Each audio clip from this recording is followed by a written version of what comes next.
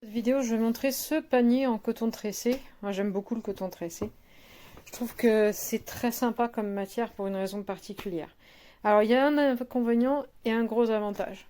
Donc là, on est sur un format plutôt de taille moyenne, avec une partie blanche, une partie chinée marron. Ouais, il y avait deux coloris, moi j'ai pris le plus clair, il y en a un qui est plus foncé. Les poignées sont en chinée marron aussi, elles sont assez grandes, ça c'est pratique parce que du coup on peut les rejoindre quand on tient le sac. Voilà, fond chiné aussi. Alors, l'avantage, ça, en panier à linge, je ne recommande pas, parce que ça tache sur les bordures. C'est l'inconvénient. Les parties en blanche, selon ce qu'on met dedans, ça tâche. Il vaut mieux mettre des choses qui ne soient pas humides. Donc, panier à linge, moyen. Je parle par expérience, c'est ce que j'ai fait avec un qui était vendu comme panier à linge. Gros avantage, c'est absolument increvable. C'est costaud.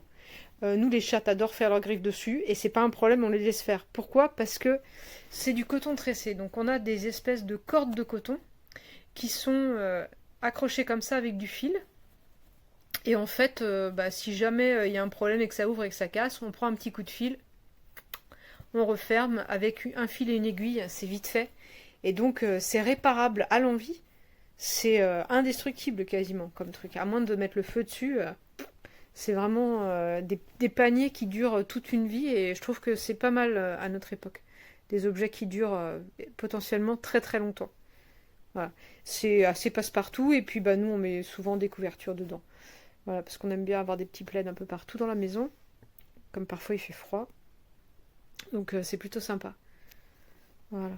Un modèle qui permet facilement de mettre un gros plaid déjà, hein, bien confortable. Hein.